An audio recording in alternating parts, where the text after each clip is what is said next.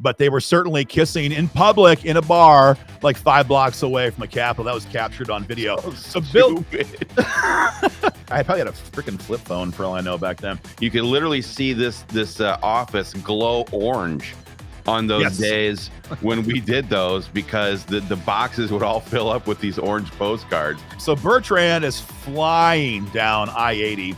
He's coming past the Van Meter exit, which was my exit, and he's coming past Van Meter, and he gets pulled by a trooper. Yep, and the other big win we got was that we could carry firearms on snowmobiles and ATVs. That was the did anyway. Yes.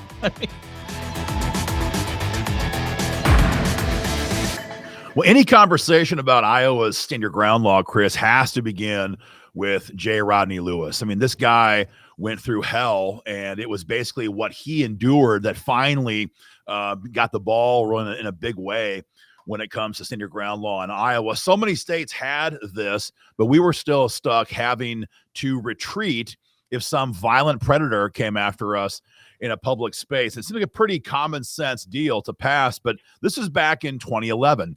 And gosh, we had Republicans in the governor's office. We had Branstad, and we had a GOP controlled House. We had Mike Gronstall and Steve Sodders locking down the Senate. So this guy comes along, and to be honest, I felt bad. We didn't hear about this until after he had been released from jail. I mean, we didn't know about this at the time, but Jay Rodney Lewis, this guy's a former Border Patrol, former like INS Border Patrol officer, federal officer. Gets out of that line of work. He's in West Des Moines, worked in a call center for the IRS. I always told him, hey, nobody's perfect, man. It's okay. You got to do what you got to do. And he works this like late shift. He's calling into other time zones, trying to get people at home to collect, I guess, on what they owed to the IRS. Very regular guy. And he's heading home from work. And I want to say, I forget the street off the top of my head, but he's heading right through the middle of West Des Moines, heading home to his apartment. And these two, and Jay Rodney Lewis is a black guy, and this plays in the story, I presume. And these two white dudes who were drunk off their tail with their two girlfriends in their car start kind of hot dogging him as they're driving down the road in West Des Moines, kind of going side by side, revving their engine, just being a butt. Yeah. And so, Yeah. So Lewis is approaching the corner of the parking lot entrance, his apartment complex, and these guys hit his car and they ram it. And so Lewis is sitting there kind of stunned, and these two guys, and the one guy we learned later on had a felony conviction, and they had dozens of criminal convictions between these two guys. They rush out of their car. They begin just like slamming their fists against his window, trying to break into his freaking car. So at this point, Lewis is not, he's not trying to be too aggressive, but he's not going to get beat to death. So he pulls out a 380, and we kind of busted his chops on that. Yeah, too. what were you doing with that? Like, dude? man, friends don't let friends carry 380s. He pulls out a 380, and he points it at him. He's just like, "Get back from my car!" Right? They back up. They see he's armed. They back up. But at this point, he's a former cop, right? So Lewis knows if he just drives away, they'll accuse him of hit and run. So he pulls into his parking lot at his apartment complex, and he just stops, gets out of the car, examines the damage to his car, and he immediately calls 911. And the entire audio for this is online somewhere. And I couldn't find it today, Chris, for today's story, but it's online. And we could listen to this thing 11 times. I say he's out of his car. These guys come at him again. They come at him again. And you hear him say 11 times on the 911 audio, "Get down, get back, let me see your hands," all the things he was taught to say as a cop, right? 11 freaking times. And these guys aren't just like walking up saying, "Hey man, how's it going?" They're kind of coming from different angles, he said. They're kind of coming out in a very tactical position, trying to like flank him. And so eventually they get very, very close, and he shoots the one guy in the shoulder blade because he was in definite fear for his life. And the entire thing from the 911 call on is captured on 911. There was no question as to who the aggressor was. You could hear it in his voice. You could hear those guys shouting at him as they walked up on him in the apartment complex. But of course, Iowa has a duty to retreat. We were required to retreat even after people already, hit and run his car. and we're now trying to come after him to attack him again. So West Des Moines PD rolls up, and everyone knows like they're no friends of the Second Amendment. They never have been. West Des Moines PD rolls up, and they arrest not the two guys with dozens of convictions, not the guys with a felony conviction. They arrest Jay Rodney Lewis, and they hit him with 2 counts of intimidation with a dangerous weapon and 1 count of going armed with intent. So he's going to work. He's coming home.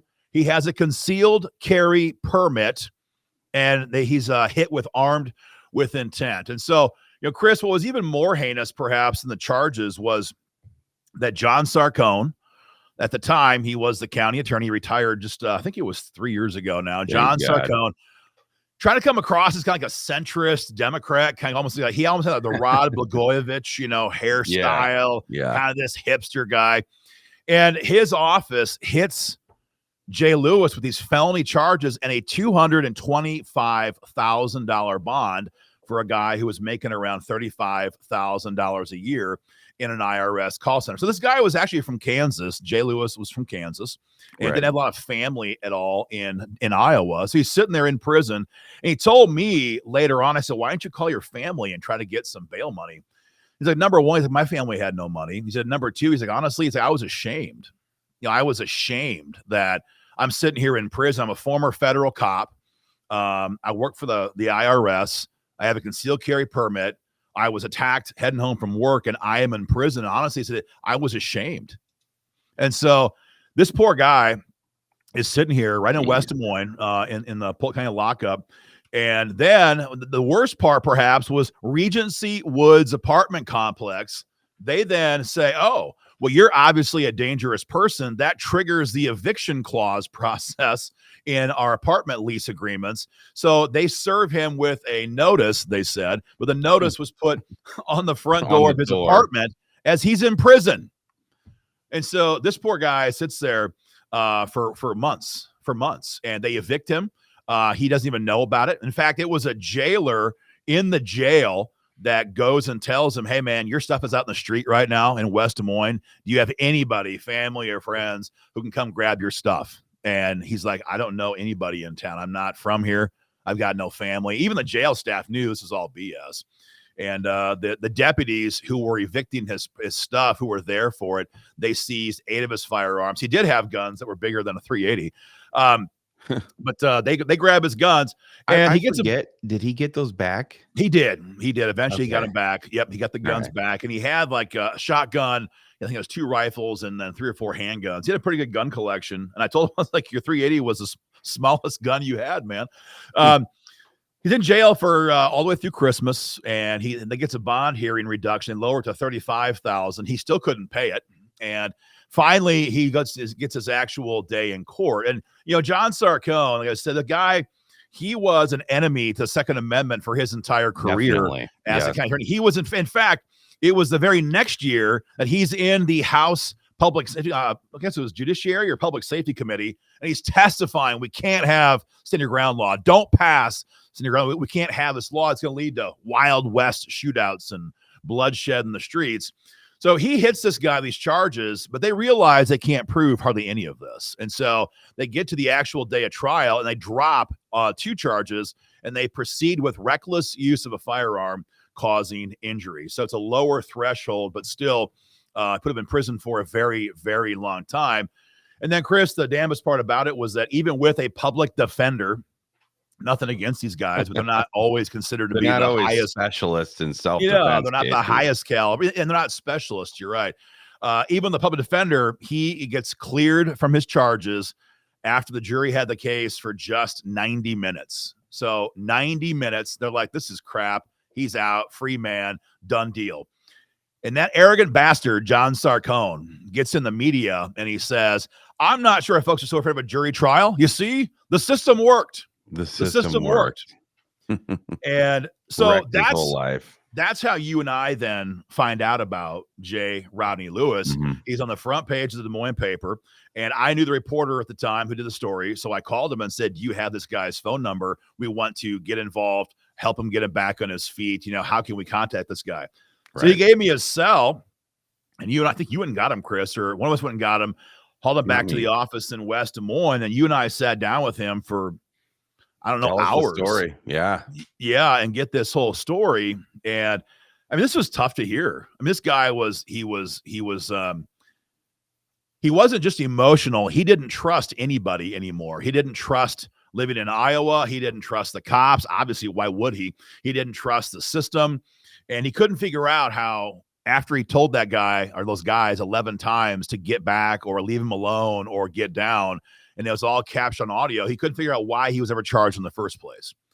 And I'm trying to tell this guy it's because Iowa doesn't have stand your ground law. And frankly, on behalf of Iowa gun owners, we're sorry. This is horrific. And at this point, Chris, we've been working on constitutional carry for years, right? I mean, this has been 9, 10, 11. We were 3.5 years into the fight for constitutional carry, but it's kind of a big moment, I think, for the two of us. It's just like, well, we do have shall issue now, thanks to Iowa gun owners. So Iowans who do want to get a permit can get one. It is shall issue.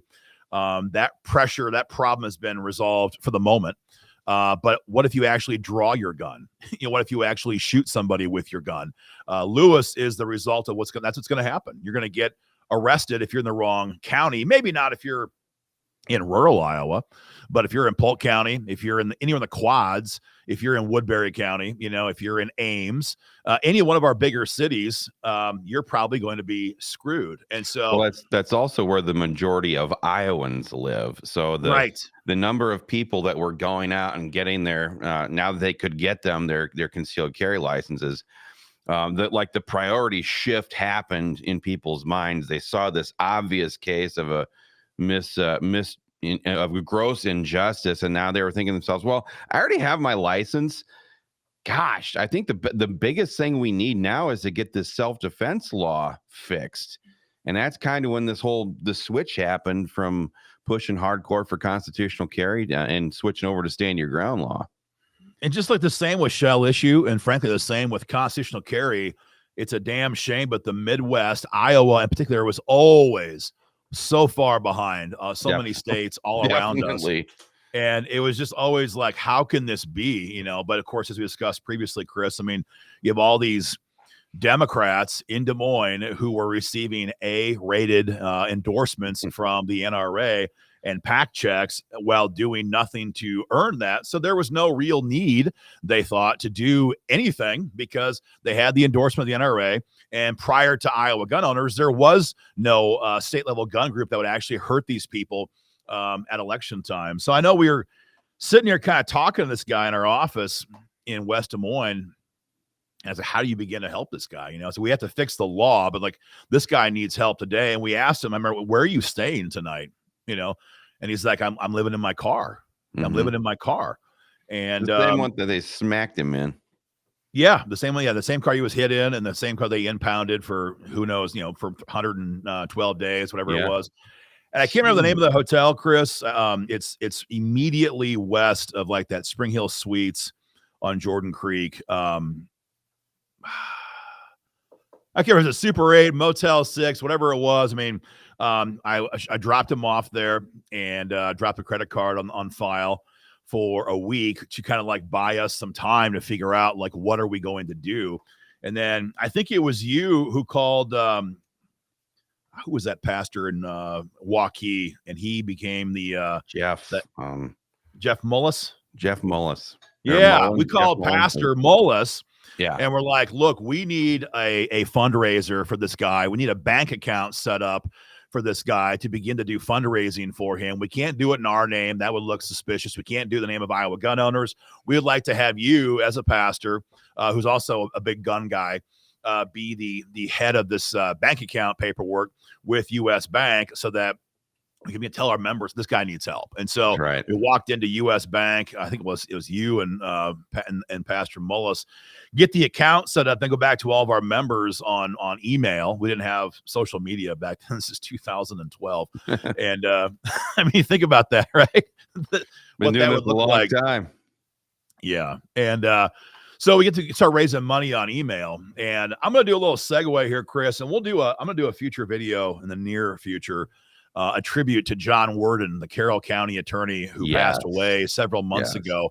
But after I first saw this article in the news, I reached out to a good friend of mine, John Worden, Carroll County attorney, to ask him what he thought about this entire situation. He was a prosecutor for, good gosh, 25 plus years. But more than that, he loved the Constitution, and he loved the Second Amendment, and he loved the law in the proper application of it. And he could always wasn't even like a big gun guy, but he understood why the Second Amendment was so important. He had some guns. He had some high-end guns. I'll say that for him. Right. And he was keenly able to articulate to us what a bunch of statist thugs so many prosecutors were acting like in Iowa. They were not trying to practice the law or affect justice.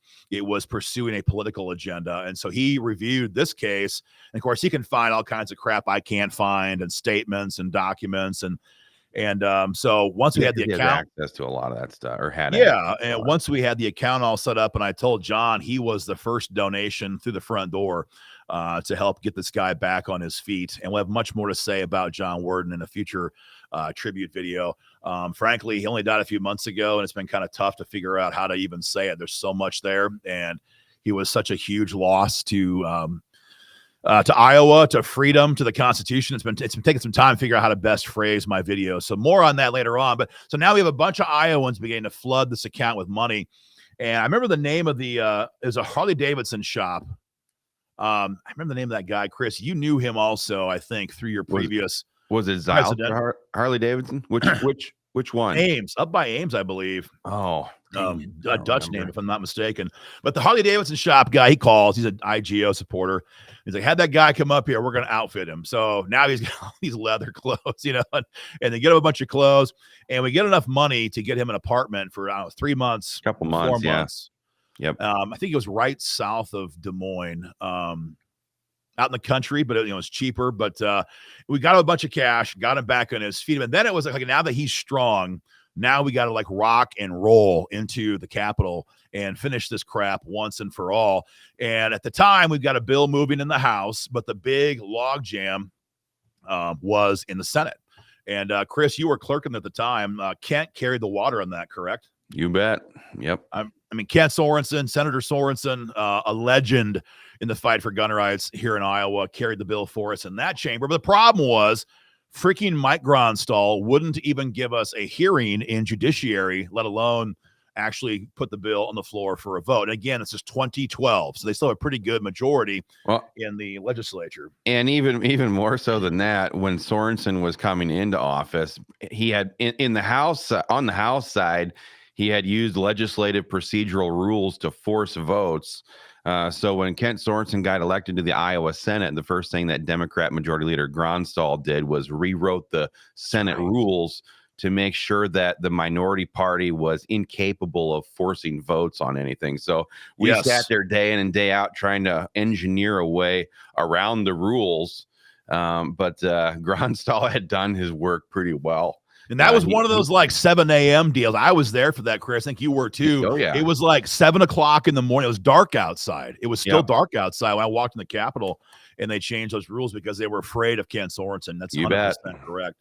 So we bring old Jay Lewis here. We got a picture. Here we go. So we bring, that's a dated photograph. What can I say? This is now the 2012 session, and we bring Jay Rodney Lewis into the Capitol to begin to introduce him to a bunch of legislators. But in particular, we wanted these Democrats who are always professing to be the party who supports, black people. We support minorities. We support the oppressed. Well, here was a black Democrat, a registered Democrat, who was oppressed by the system in West Des Moines, and it shellacked his entire freaking life. And we said, we want you to meet with Senator Gronstall. And so, in fact, Chris, Kent Sorenson had him as a guest, right? He did a special we had introduction. him in the gallery, and we introduced him to the Senate chamber that morning when Senate business kicked off. And I remember I'm sitting up there at my favorite spot in the Senate side, which is the backside, the southeast corner of the northeast corner of the Senate chamber. And Kent is in the kind of middle with you. And he kind of turns over to Gronstall to his left, and he's like, and Senator Gronstall, He's right up above you, and he wants to know why you won't move a gun bill that would help protect minorities and everybody else here in Iowa from being maliciously prosecuted for the crime of self-defense. And Gronstall wouldn't look up. He wouldn't acknowledge him. None of the Democrats in the entire caucus, none of them would actually go and talk to him, shake his hand, nothing. Just pure contempt, pure contempt. But he was a big deal at the time. It was a huge case, and it crystallized for a lot of gun owners, like, my gosh, if it could happen there, this could happen anywhere else, and it could attack anybody of us, could be attacked in that same way. And so then now the ball is really cranking for stand your ground law, because, again, even if you want a constitutional carry, and we did, and we eventually got it, most Iowans were able to get a permit now because we just passed shall issue the previous couple of years. This became a major focus. We were on 4-year campaign then, Chris, to just mercilessly attack the legislature with grassroots pressure, demanding passage of stand your ground law. We did gun shows. I mean, we did so many. Many gun shows in Council Bluffs, Des Moines, Cedar Rapids, and then like the lower tier towns, smaller population, Sheldon, Spirit Lake, Maquoketa, Dubuque, like all of these, smaller population towns. Just so you know, to get to Dubuque from the part of Iowa that we grew up in is like a 6-hour drive for some of these gun shows. I mean, there wasn't a mom and pop town. And I say that very lovingly because I grew up in a mom and pop town. There was not a place that we left unturned in our push to get grassroots support at these gun shows for these gun rights bills. Well, there wasn't social media. We didn't have Facebook. So we couldn't just do a video on Facebook and put some pressure behind it, and then all of a sudden get a lot of eyeballs on. We had to go town by town by town across Iowa. We did that. 2 of our brothers helped us do that. We had some great team members at the time who were doing that. Yeah. And it got to the point, and we don't do as many gun shows these days now. And one reason is social media. The other reason, though, is that after like 3 or 4 years of doing this, there wasn't a single person who came through the gun show that they're like, hey, guys, I support you, but I signed this petition the last 3 times I was here. God bless. Yeah. It got to be like, okay, is this like gonna? You could recognize people coming up the aisle. That's when you knew you'd hit that person a few too many times on a petition drive. Yes, that's pretty much. Yeah. I mean, and one of the towns we hit the most was Marshalltown, because that was the town that was the biggest town in the district of Steve Sodders, who was the judiciary chairman, who was the guy who was blockading the bill. He just didn't know how to read the room. And as we'll discuss in a few minutes, like that was pro gun country.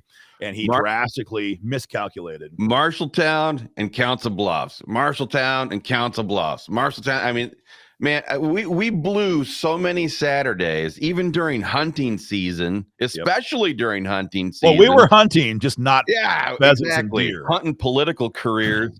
But those 2 towns, man, they sucked up a lot of weekends at those gun shows. And honestly, I didn't ever think I'd say this, but it got to the point where I kind of got tired of gun shows because I'd bought all the deals I could afford already, and there was hardly any deals going on back then. So, it was rocking. And at the same time, we're doing like mountains of direct mail and getting a lot of Iowans involved that way. The gun shows. I had this photograph here somewhere, Chris. This is one of our gun shows. I believe this was the one in Marshalltown. This might have been, I think it was Marshalltown, but like, grainy photograph. Granted, it's, I don't know, 10, 15 years old now. But, I mean, that's 1,000+ Iowans right there signed their petition in district demanding passage of these bills. And so as we're there, we're on Facebook a little bit now. It's kind of coming online, 2014, 2015. And we're like tagging these senators like, hey, Senator Sodders, a heck of a lot of gun owners in your backyard sure are not very happy with you right now about not passing or blocking, rather, stand your ground law. That was a huge flex for those guys, because they did not like the fact that we were in their districts gathering so many names, because they knew, because our history was already well known election time, they knew that once Iowa gun owners had those guys' names on that sheet for the petition to pass the bill, we could also contact them again just a couple weeks later when it came to when it came to the elections. Yeah, a couple months later, excuse me. So 2013, 2014, 2015, 2016, tons and tons of labor spent to get the state of Iowa fired up. But we had Tom Shaw in the House. This guy was also, honestly, for the 6 years. Yeah, the 6 years he was there, Tom Shaw was perhaps one of the most fearless reps we've had in a long time in the Iowa House when it came to bucking his own leadership team to advance the bill. He filed HF 2113. Sorenson in the Senate, Senate File 255. Shaw leaves the House to take care of his wife. He retires out of public office. Steve Holt comes in. Yep. Holt's pushing HF 52 for us. And now a new figure appears because Sorenson leaves the Senate. And now a new figure, not new to us, but new in this particular fight, Rick Bertrand gets involved in this fight. Senator Bertrand from Sioux City.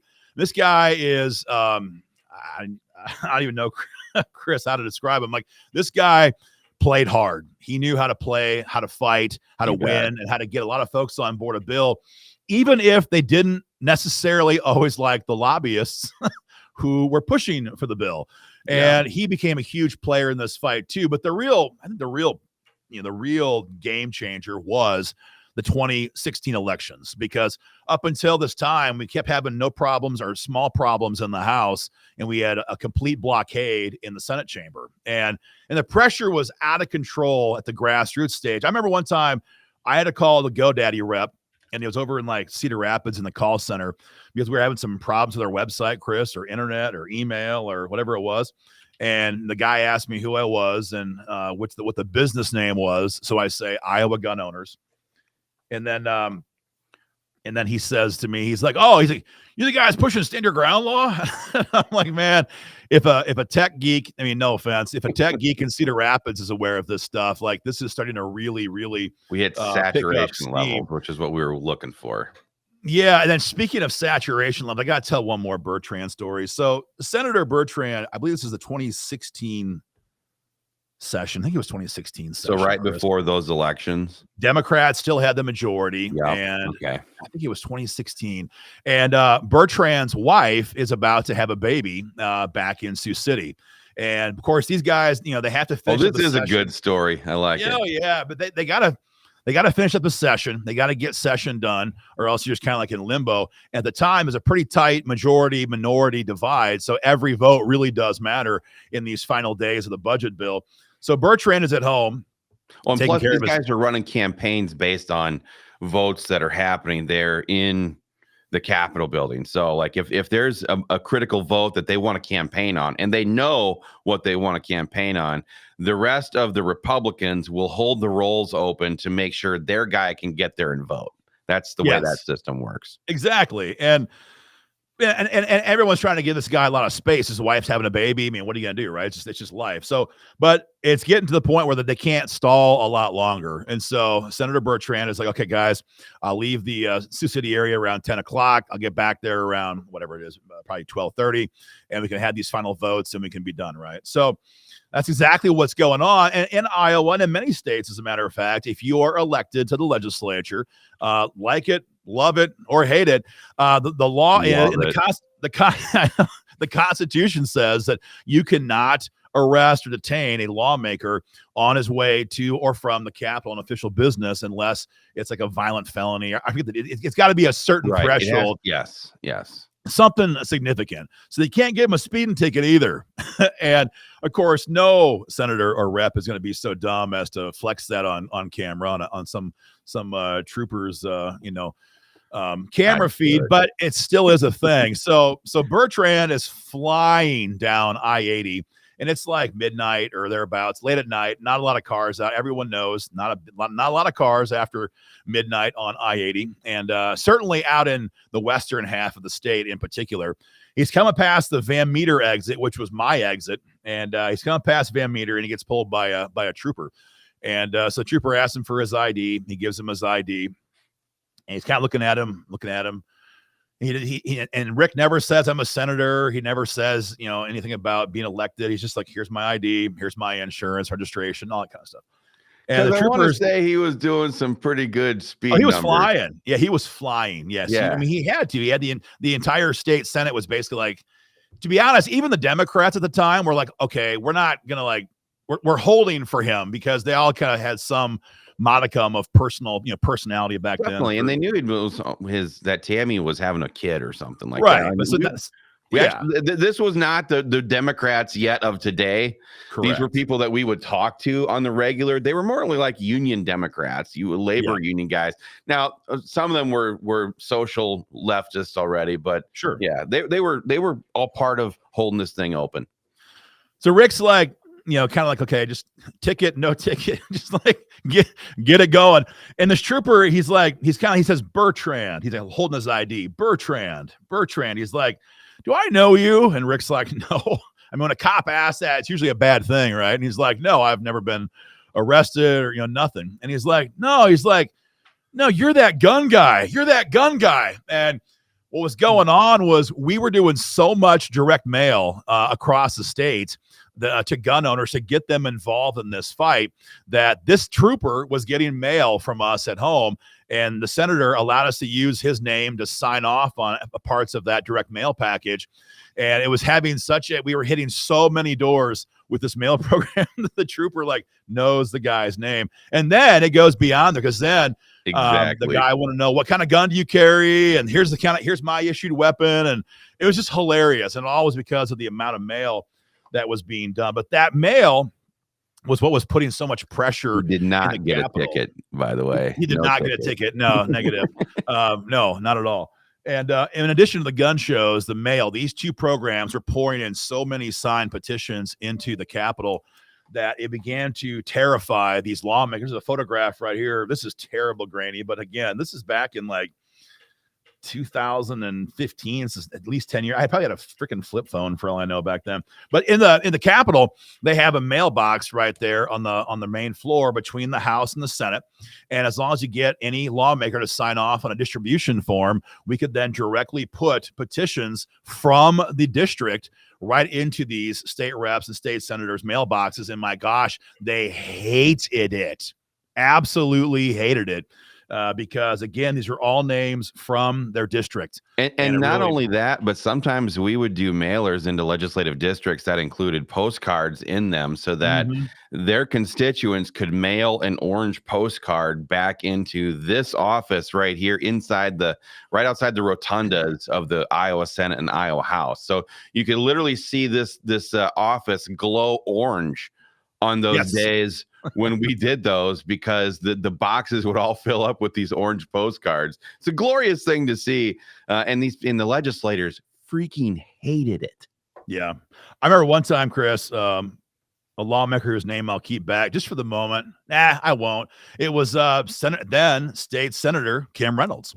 One time now she governor. asked me, exactly. She asked me, she's like, I want to know, who all these people are. I said, well, they're all from your district, and she wanted to name a list of all these people because she wanted to have a chance to contact them, she said. And I said, well, don't worry. We'll tell them if you vote the right way. And of course she did. So that wasn't a big thing for her, but for the Democrats or those who were in the hot seat, they did not care for that at all. But so now we're up to late 2015, session's over. All of our bills were nuked again by Mike Gronstall and Steve Sodders in the Senate. We roll into the elections. And I remember having a meeting, Chris, I think you were there for this conversation. This union leader contacted us and he met with us because he said, this is the last week of session, actually. And he's like, I am afraid that if the Democrats don't pass stand your ground law, that it's going to cost them the entire Senate. And so he had told us how he was in Gronstall's office. He said, I was basically on bended knee begging, pass the damn bill, because what they realized too late was that we had an issue, and we still to this day can have the issue that crosses over party lines. So a white suburban soccer mom who might have been liberal in 2018 in the mostly peaceful protests of 2020, she's now a raging pro-gun activist, and union laboring Democrat guys who are very much pro-union, which normally lean to Democrat then at election time, when they heard that the Democrats were blocking their ability to defend their families, when they heard that we have to retreat when some dirtball on Euclid is coming after my family as I walk out of the freaking Perkins on 235, they saw red. you know, and this union leader was just like, if they don't pass this, I think we're going to lose the Senate. I was like, not my problem, bro. Our job is Second Amendment. So carry yourself back up in there and get it done. And they couldn't get it done. And so we roll in the elections in 2016, and it was a free fire zone. And we spent, I think it was right around $150,000, Chris, which, you know, this is in 2016 dollars. This is before the inflation of the last couple of years. And for a quote unquote small state and a relatively small gun rights organization, spent it in targeted specific districts, mobilizing people that we had already identified on this issue. So literally the money that you spent, that IGO spent, was the best and most effective messaging that was spent in the 2016 election cycle, bar none. Exactly. And all those names, all of those gun owners that we had identified in Marshalltown, in Council Bluffs, in all of these areas across the state that were Democrat-held Senate seats, all of a sudden, all those names are getting all these slicks. We have a slick here somewhere. All these slicks here, back when slicks were a big thing, all those gun owners were getting this kind of mail from us. We did one on each of these. Just hammering them. We had 5 primary Senate targets at that time. All those guys are getting that mail. And then we get volunteers on Saturdays. And this photograph cracks me up, given the age of some of my kids in the middle here. But we're doing these lit drops, getting like 50, 60 volunteers on a cold freaking October Saturday, going house to house, passing out these flyers. And then, of course, our election program mail that year was the stuff of terror for the Dems.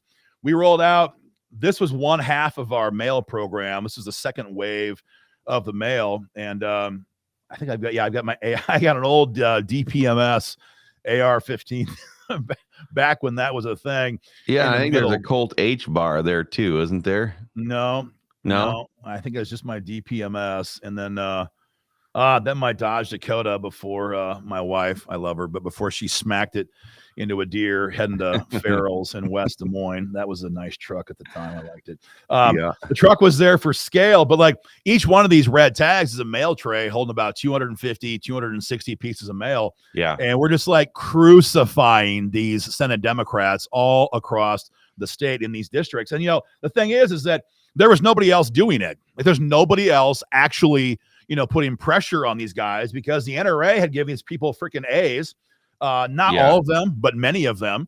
And the other organizations in Iowa didn't do anything at all at election time. No, so nothing. We got the mail going. We got slicks going. We're going house to house. Email program is going. And I didn't grab any screenshots, Chris, but our digital program, that was the first. Well, 2014 was the first one with Daryl Beal. And that poor guy, he paid the price for miscalculating what a big issue gun rights was in Fort Dodge. But 2016 was our second. Where you need them too. You need your gun rights in Fort Dodge. Yes. And so 2016, we're doing digital now, and we're getting like hundreds of thousands of views in these districts. And for those who don't know, even back then, it wasn't as many bells and whistles as today, but even back then, we could target Facebook ads at least down to the zip code, and sometimes even down to the city block. And so, to your point, Chris, like every dollar spent was a sniper shot, not a shotgun blast. And then we went crazy in these districts with digital. And so on election night, 2016. Go ahead, Chris. I also remember hearing from like Republican caucus staff back at the time, especially on the Senate side, that they were looking at the numbers of volunteers that we had going door to door in some of these districts. And they were just staggered by it because they were having a very hard time simply getting 1 or 2 door knockers to go along with their Senate candidates on any given Saturday. And here we were hauling 75 people into a district and blowing the doors off of that district in only 2 or 3 hours and then moving on to the next one. It was obvious to anybody looking that guns, the Second Amendment, was poised to take center role in the 2016 Iowa elections. And boy, did they. Yeah, at one point, they actually asked if they could hire our team, Chris, to help pass out. Hey, if you're passing out gun flyers, can we hire you guys to pass out our Senate candidates flyers too? And we're just like, no, we're kind of doing our thing. But the response was just absolutely deafening. So, and Gronstall, I should mention one last thing, Chris, far from not helping us, here's what the National Rifle Association did in Iowa in 2016. So we are singularly focused on, at that point, stand your ground law. Got the bills in both chambers, trying to get a roll call vote. We're being blocked all the time. And so when you have the enemy up against a corner like that, and we're just like body shotting this guy, the Senate Democrats over and over and over, you don't want to give them a pressure relief valve to give them the ability to all of a sudden get strong again. And so unless NRA, you're a political hooker. Yeah, exactly. We could have drafted any number. In fact, they asked us, what other bills can we pass to deviate away from this? And then we'll come back and we'll deal with this, next year. And we're like, kiss our ass, stand your ground law. That is it. That is all. Or we'll see you at election time. Yeah. And so not to let a great situation go to completion, NRA gets involved and says, hey, you know what? We would like to have suppressors. Now, we wanted suppressors too. Everyone wants suppressors. Everyone likes suppressors. But that was the wrong time to do it, because if you gave them that win, they would then campaign on that all freaking fall. And the big, weighty, substantial things we had to get done, stand your ground law, and then eventually constitutional carry, well, those might be punted for 2 years or 4 years or even longer, because the Democrats are not going to have any need to pass a gun bill once they secure re-election. And so the Democrats understand these things down to the granular level. They know that those people in Iowa, especially at the time that want suppressors, was an infinitesimally, whatever the word is there, smaller number than the people who had permits and wanted the protections of stand your ground law in case they were ever, God forbid, forced to use their firearm. So they were simply making a political calculation. Should we do this and derail this massive gun rights bill? Oh, yes, let's do that. They're not stupid. Yep. And the other big win we got was we could carry firearms on snowmobiles and ATVs. That was did anyway. Yes. We won't talk about deer hunting with snowmobiles. That's not part of today's video, Chris. But anyway, so these guys get this bill. They get it passed. They get it passed. Big signing ceremony with NRA. Big ceremony, and we got Branstad there signing the law. All these NRA hookers are there, but also there's I should have got that photograph, Chris. I didn't think about it in time, but there's Mike Gronstall. And there's Steve Soder's jowly face. And I'm confused. I guess it was in 2010, Chris, with Shell Issue. We had Stacey Apple's face in there. Like, all these Democrats know how to use these photographs as campaign fodder, and they did. So I remember I was in Marshalltown with my group of volunteers. We had teams all over that district for Steve Soder's back then, and I was coming out of Tama in a Marshalltown. I hear these radio ads, and it was Steve Soder's talking about, don't be confused by gun extremists. And all about he championed the bill to pass suppressors here in Iowa. What a pro-gun hero he was. So the victory you're about to hear about on election night was just about stymied, or could have been stymied, by these very surface level wins that were intentional and deliberate, and would have weakened our program big time. However, was all said and done, election night, we got Thomas Courtney, we got Brian Shanejohn, Mary Jo Wilhelm, Chris Braze, and the two big ones, we got Steve Sodders, the Judiciary Chairman, and the biggest one of all, Mike Gronstall, Senate Majority Leader. He'd been in office for 34 years, representing Council Bluffs and Carter Lake, and we got all of them. We got all of them, and it was an absolute clean sweep. And now the stage is set. Got them all. And the stage is now set. And we're not even discussing like the TV ads, Chris, and WHO radio ads. It was a massive, all cylinders engaged, election program, and it paid off in spades. And so now we hit 2017, and we are ready to rock and freaking roll, because we taught them all a lesson. The Democrats are gone; they're in the minority. So now when Senator Bertrand files the bill for 2017, it's Senate File 262. I had to look that up. He gets 24 co-sponsors, 24 out of 29 Republicans. Almost the entire caucus backed the bill on the Senate side because, hell, 6 of them had just got there, 2 weeks ago because gun owners put them there over that issue against the Democrat incumbents who were there. So Bertrand, for like the 4th year in a row, is just like working like a dog on a bone to build support for this, get this thing going.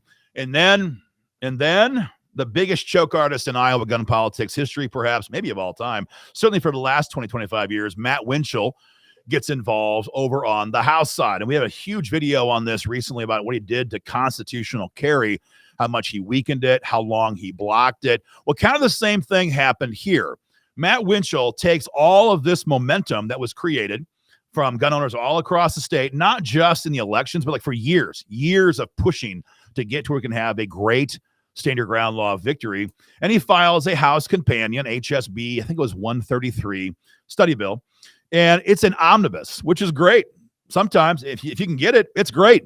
And it had stand your ground law as the chassis because that was the hottest issue in Iowa. I mean, at the time, we even had like polling, Chris, being published by the Des Moines freaking Register showing that like 59% or some crap of Iowans wanted to see, not just of Republicans, but of Iowans wanted to see stand your ground law passed in a law. And so this was obviously, we could have done anything we wanted to do. We could have passed any bill we wanted to pass because we had all the momentum, all of the grassroots support. He files this freaking bill, HSB 133, and it's got stand your ground law, constitutional carry, bunch of great stuff. But he always does this. He files a great bill, and then KCCI goes after it, and the DMR goes after it, and all the lobby goes after it, and Susan Cameron, the ISSDA, goes after it back when they still had any power at all in Des Moines, and he chokes. And I'm sitting there on the first coward. Every time he can draft a great bill, but God, he falls apart under the pressure. And so we have a caucus, have a committee hearing on this bill. It's HF 517, and it's on the first floor. I forget the room number. It's right there up against the north end of the Capitol, Chris, and the first floor where they all caucus. It's right next to the Supreme Court chambers, the old Supreme Court chambers. Yeah. And he calls for a caucus. And so if you don't know, a caucus means that all the lobby has to leave. The Democrats go to a room, Republicans go to a room. They all talk about what they want to do with the bill. And they have a 4-hour long caucus, and it didn't begin until like 5:30 in the evening. It was a ridiculously late day to begin with. He calls a 4-hour caucus, and I made a rookie mistake that I have not made since then, Chris. I walked into a state capitol without having a battery pack. We had to learn those lessons at somewhere. I learned it because I was running like 5% when I got when we walked out of that building. Probably was a BlackBerry. Yeah, 5% of my battery, and it's like, man, I'm gonna like it's gonna flame out. And I heard from a caucus staffer then who walked up to me and said, "Hey, are you leaving anytime soon or not? Because if you leave, we're going to convene this immediately. And if not, we just want to know." So the caucus staff legit asked me if I was going to leave because Matt Winchell did not want us to be there when they took a sledgehammer to the bill, which is what I knew was going to happen. I didn't see the language. I didn't have any drafts, but I knew how this guy was going to play. And so, I said, no, I'm not leaving. I mean, I'm not freaking leaving. There's a great quote, Chris, from the movie. I'm not freaking leaving. And walked back in there. And sure enough, he guts the entire criminal immunity section out of the bill. And then he guts the entire civil immunity protections out of the bill. And then while he was at it, he gutted constitutional carry out of this omnibus bill. He gutted preemption reform out of the bill. I mean, he just like lost his freaking mind. Like whatever Mary Wolfe wanted him to do, Democrat State Rep Mary Wolfe, is what Matt Winchell did. And so I just couldn't even believe it. I couldn't even believe. Well, actually, I could, but it was just enraging. I thought there was something going on there. They were friends. I don't know. They Who were knows? friends. They were friends. But it was brutal. And so 5 years of work. I mean, if you want to go back to 2012, 2011 with Jay Lewis, now we're 6-7 years into this fight.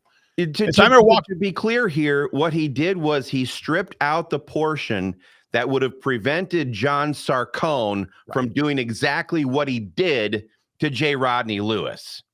So I mean, that's just the absolute slap in the face here. And keep in mind, Matt Winchell never lifted a finger to try to publicly push this agenda forward. He wasn't sitting there doing gun shows. He wasn't sitting there doing media interviews. This was a political cheap shot for him to try to come in and snatch all of the kudos for himself, all the credit, when he had done not one thing to try to push it. Exactly right. So we lose criminal immunity, we lose civil immunity. The pretrial hearing language never made it to the final version. So a little side note, it was the state Supreme Court then later on, a year or two later, they then got to decide when and how Iowans can invoke senior ground law. And for the most part, there are some exceptions, but for the most part here in Iowa, it only comes into play on appeal. So after your life is a country song, it's just, you know, it should be up front in a pretrial hearing. You walk out the door a free man, but we don't have that. To this day, we don't have that because of little Maddie Winchell. So I walk out of that meeting. I called you, Chris, with my 5% on my battery and kind of going over like the process. Like, this is what happened. What's our response going to be? Because we got to move fast because we're getting low on days in session. Whatever happens is going to happen very freaking quick. And so the next morning I walk back in there, butt crack early. I cut this video, get this video cut because that night my phone was dead. So I couldn't cut any videos in the Capitol that night. I cut this video, just simply outline with rage what happened the day before, right down that hallway there over my right shoulder blade, and told people what Matt Winchell did. And we had our social media people put some, some oomph behind that video. And it was seen by, I don't know, it was 75,000 people over the course of like 3 days time. And I'm not sure I even said, just that here's what he did. Here's what the bill would have done. Here's what his amendments did. He's a backstabbing traitor, that kind of thing, put the pressure on him. And so the same time, and we'll get back to that in a minute. At the same time, actually, I'll do that right now, Chris. So then 5 days later, 5 days later, we get onto the floor of the Iowa House. And what does Matt Winchell do? He sits there and he reinserts civil immunity on the floor via an amendment. And I'm sitting in the perch, which is the if you guys if you go to the Capitol and you're hot and you're sweaty because it's always hot there during session, go to the third floor, top floor in the Iowa House side on the south side of the chamber on the east edge. There's a spot there. It's handicapped only, but there's never anybody there. I'm writing this all down. And there's a heck of an AC vent right above your head, and God will shower you with cool, clean, crisp January Iowa air. And is there not also an electric port there for you to plug in a cell phone? It's literally the perfect spot if you're a gun rights lobbyist to hang out. So I'm sitting here. Winchell is choking on the floor. He reinserts one of the immunities, and then he stands up and he attacks the crap out of me by name. He's saying Aaron Dorr this, Chris Dorr that, these Dorr brothers this, frauds and liars that. And I've been mocking him pretty good, Chris, to his face and on video for always being so concerned about his hair care and the amount of product that the guy, I wish I had a photograph of him. So I walk up to the front of the perch. I'm leaning out and I'm just like sculpting my hair like he always does. It was so much fun. It was a good day. That was a fun time. I think we had some wings afterwards because it was like a party. No doubt. And we get it done. It's out of the house. And meantime, now we go back to the opposing chamber. And this guy, Rick Bertrand, who had been fighting for 5 years now on this bill, was ready to go. He knew the bill front and back. He knew the details. He talked to his sheriff. He had all the actual real life context on here, ready to go. And Bill Dix, before he got kicked out for banging a Democrat lobbyist, at the time he was the majority leader. He really, I think, Chris. Correction. I don't know if he actually banged her. Oh, okay. I know that he got photographed making out with her in a bar, and this guy's married with kids, Mr. Social Conservative Christian, blah blah, melon farmer. Not this guy, not Rick Bertrand on the screen. No, not Rick. not Rick. Rick. About Bill Dix. So I take it back.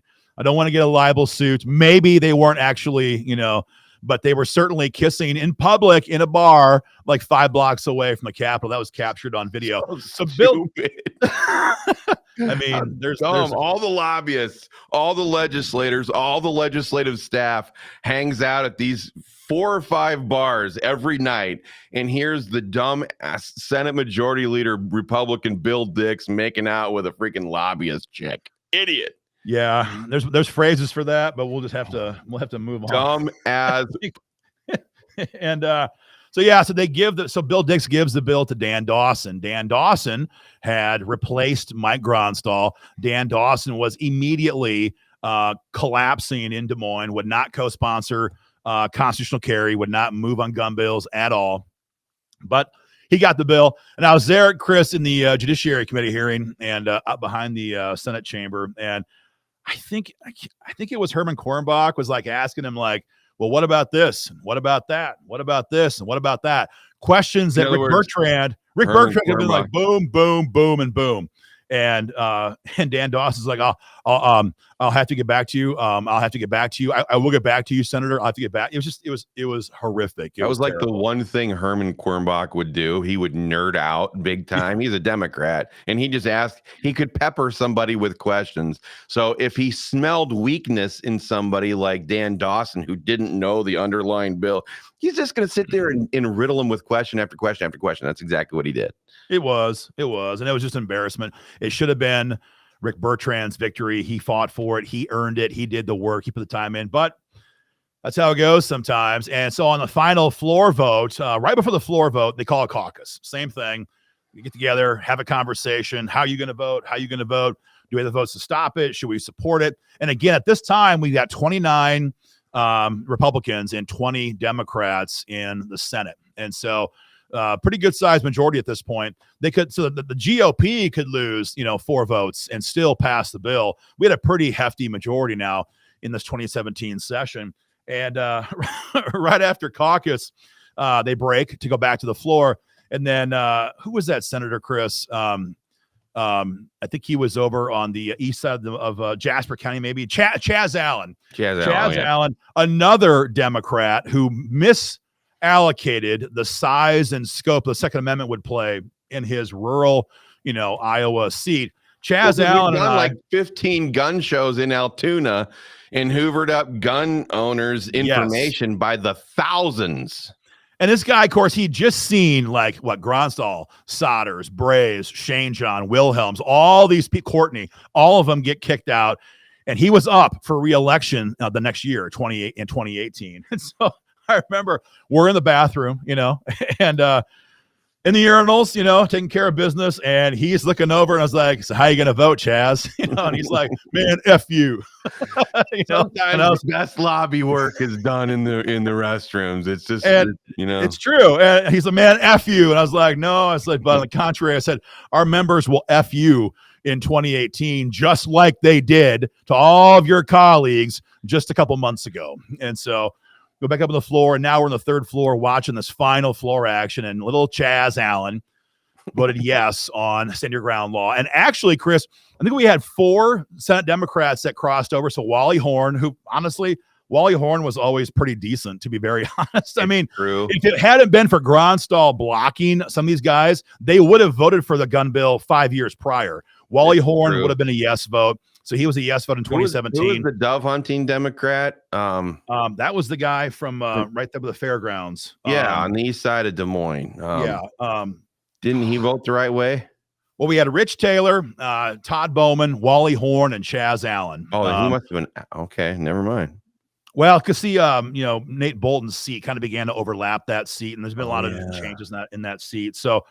But yeah, we have 4 Democrats cross over, and I swear some of these stories out of Iowa are like the last time that Democrats would ever vote yes on a gun bill. We had it in 2010. We had a Democrat governor that signed shall issue, right? Never would. Hell, the Democrats ran the House and Senate in 2010. They're the ones that passed shall issue. Exactly. That's what we have a whole video on that topic, Chris. But then here again, fast forward 7 years later, stand your ground law. Can you imagine a Democrat today anywhere, in any state, who would vote for stand your ground law on the floor? Gun bill? Insane. And the biggest victory, perhaps, of all was that because of all of the work that we had done, that our members had done, that you and I have done, the price paid by Jay Rodney Lewis, the work done by Tom Shaw, by Steve Holt, by Kent Sorenson, Rick Bertrand, all of this work combined, what happens is, in those kind of cases, very often is the case, is it becomes a much bigger bill than just the issue that we were primarily focused on. And that's exactly what happened in 2017. So we didn't just pass Stand Your Ground law. Granted, it was a weaker version of what it should have been, but we did remove the requirement to retreat, and we did have civil immunity coverage in there. But we also got permit confidentiality. It ended the practice of the DMR publishing Iowans' names who had gotten concealed carry permits. We passed preemption reform, which, frankly, Chris, that was almost a bittersweet moment. You and I had so much fun shellacking town councils from freaking North Liberty to George, Iowa, who were trying to pass city gun control. We'll do a video on that sometime, too. It was so much fun. Fixed all of that. We removed the governor's power to suspend the Second Amendment under emergency powers. That was in his powers at the time. And Terry Branstad, to his credit, signed the bill that took those powers away from himself, which is honestly a big move on his part. And we legalized short-barreled rifles. Unfortunately, it's in compliance with the NFA, but it is what it is. That was part of that. And we even got rid of that stupid crap law at the time that made it a crime to teach your children to shoot a handgun unless they were, it was 12. I think it was 12. Yeah. It had to be 12 or above to shoot a handgun. All of that was wrapped into this victory. And what happens, with gun bills is that there's one or two main bills that affect the most amount of people in any given state. And so Stand Your Ground was obviously that bill, but there's all these other legislators who have their side pet projects. And so when they could tell that Stand Your Ground was going to go through come hell or high water in some way, that's when all the amendments started laying on like that. So, sometimes all that's necessary is for some people to just take this hardline approach and say, we're going to do this come hell or high water. And all of a sudden, boom, the thing just blows up. Which, to your point, Chris, that's why we could have, and had the votes to pass constitutional carry in Iowa in 2017. Had Matt Winchell not pulled it out, it had been done.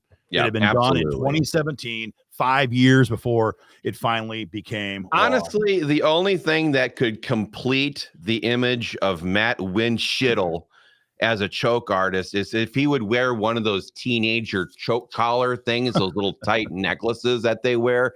That on Matt Winchell would complete his persona. Honestly, that's what he needs. He could stand there and look up and make his little, whatever. Yep. But it was a massive victory for gun rights. And it's one of those, the first big one in Iowa, Chris, was 2010 with Shall Issue. And we've always said that the story of Iowa politics going from a blue bastion to a ruby red state runs right through the Second Amendment. And it was that battle for those 4 or 5 years that culminated with the elections victory in 2016 that gave Iowa that red state status by finally taking out so many Senate Democrats who were blockading everything good, not just on guns, but everything else. So gun owners are the primary reason why Iowa became a red state. And of course, we have kept it that red ever since then. Now we're going on to far bigger, not far bigger, but far more, larger objectives, perhaps, more extreme, the left calls it, gun bills, to continue to prosecute the Democrats who don't want to vote for it. And hell, this session, Chris, we had Democrats in Des Moines who were actually helping us with friendly amendments on bills to fix Stand Your Ground law. That fight is not over yet, so we still have problems in Iowa. The law could be better. We're still working on that. But a big shout out to everybody I mentioned a minute ago, all the lawmakers, senators. Most of them are out now of office now. Not all of them, but most are out of office. Huge props to all of our members from across the state. And Chris, as I was prepping for this video, kind of sad to know I didn't know this until I was prepping for this video, but Jay Rodney Lewis has passed away a couple of years ago. And so our final thanks is owed as Iowans to this man who went through hell for 112 days, lost his job, lost his apartment, lost every single piece of human property he owned on this earth, and frankly was facing 5 to 10 in the state penitentiary for the so-called crime of defending himself in a state which at that time did not have stand your ground law. And so to Jay's family, our condolences. And this man is, he deserves a huge round of applause from gun owners in Iowa, because he paid a hell of a price that frankly prevented all of us from paying that exact same price. So guys, that's the recap. That's how Iowa finally adopted stand your ground law. A big fight. It was not a one session battle. It was a multi-year effort, multiple election cycles, and it was all run by Iowa gun owners and our members. We'll do more videos, guys, in the future. We have some great stories on the city gun bans